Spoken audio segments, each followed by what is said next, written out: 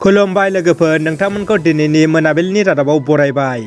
नोंथांमोननि थाखाय गुसुं समनि गेजेराव लाबोबाय गोनांथार रादाब। अन्नानै रादाबखौ जोबजासे नायलांदो। गिबि खौराङाव दङ, दिनै बिटिआरनि एमसिएलए पबित्र कुमार बर'आ रामपुर पिएचडिसिनि सिङाव थानाय झारखना बाथौ मन्दिर आरो सिङिमारि गोजौ फरायसालिनि एमजिएनरेगा आसनिनि गेजेरजों जौगालु बिथांखिफोरखौ बेखेवना होयो। दुखुनि खौरां, रोंगौथि गोनां गोजौ सोलोंथाइ लानाय बर' फरायसुलिया अबथिरा रुंसारि जाबाय। बड'लेण्ड मुलुगसोलोंसालिनि बारग' फरायसुलि भबानि बर'आ बेरामजों अबथिरा 19 जानुवारि खालाराव रुंसारि जायो। बड'लेण्ड इउनिभार्सिटिनि बारग' फरायसुलिनि जिउ गोमानाया बर' माहारिनि थाखाय खहा जाबाय। बिथां फरायसुलिनि जिउ गोमानायखौ बड'लेण्ड इउनिभार्सिटि दालाइ दुलाराय बर' फरायसा आफादा गोथौ दुखु मोननाय फोरमायदों।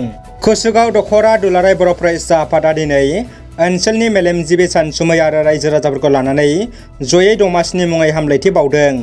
बे हाबाफारियावनो मेरु एबसुनि गाहाय नेहाथारि मानगोनां मुरसि खनेन्द्र बसुमतारियाबो बाहागो लानानै बयनिसिमबो मागोनि गाहाम हामलायथि बावहरनानै थांनाय गोलाव समाव एबसुखौ जोथोन आरो बोसोन होबोनानै दिनैनि थासारिसिम लाबोनायनि थाखाय बयनिसिमबो साबायखर बावनानै बर' माहारिखौ दाफुंनायाव बर' सानसुमैमोननि बिफावखौ एबसुआ जेब्लाबो मान होयो होननानै गावनि बिबुंथियाव बुङो।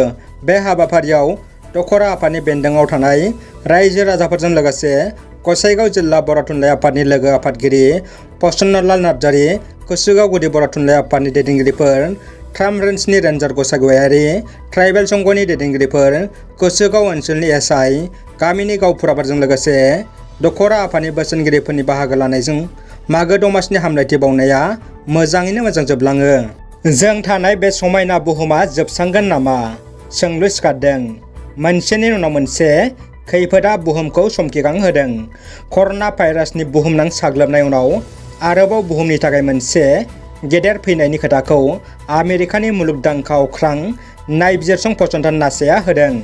नासानि खौरां बायदिब्ला बुहुम फारसे फैगासिनो दं मोनसे नङा मोननै, मोननै नङा मोनथाम उल्काबिन्दोआ। उल्काबिन्दोआ जोबोद गोख्रैथिजों फैगासिनो बुहुमाव। बोरैबा जुदि उल्काबिन्दोआ बुहुमाव सौग्रावफैयोब्ला जोबस्रांनो हागौ जों थानाय बे बुहुमा। नासाया बेखौबो बुंदों, फैबाय थानाय उल्काबिन्दोआ जोबोद गेदेर, अब्लाबो बुहुमाव बांद्राय सौफैनायनि आसा गैया होनना मख'दों।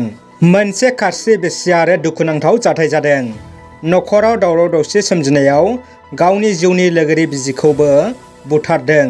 मिथिनाय बायदिब्ला गसाइगावनि जामेस हेमब्रमआ गावनि आंगो बिजिखौ बुथारदों। जाथाया मैयानि समाव जायो। दायनिगिरि जामेस हेमब्रमखौ पुलिसआ एरेस्ट खालामबाय। जाथायनि सायाव गोख्रों आयेननि राहा लायो पुलिस बिफाना। आबाद फोथारखौ नायगिदिंहैदों बिटिआरनि आबाद बिफाननि मावफुं सोद्रोमा खनस्याम दासआ। 20 बिगानि बांसिन आबाद फोथाराव तुरमुस आबाद मावनानै रांखान्थियारि जांख्रिथाय लाबोनो नाजागासिनो थानाय आबादारि रकि मुसाहारिनि आबाद फोथाराव बिटिसिनि आबाद बिफाननि मावफुं सोद्रोमा खनस्याम दासआ दिनै दावबायनानै सुलाद लाहैदों आरो आबादारि रकि मुसाहारिखौ आबाद मावनो थुलुंगाखांहोदों। जोबथा खौराङाव दङ, रायजोनि गिबि मन्थ्रि डक्टर हिमन्त बिश्व शर्मा बिथाङा जायखि आफादानो सान्दा खांनाया दायगोनां होनना फोसावदों आरो बिनि सायाव गोख्रों राहा लानो बिथाङा खोथा होदों। नाथाय बिथांनि बेबायदि बुंनायनि उल्था गावनि बिजेपि दोलोखौनो नुदों।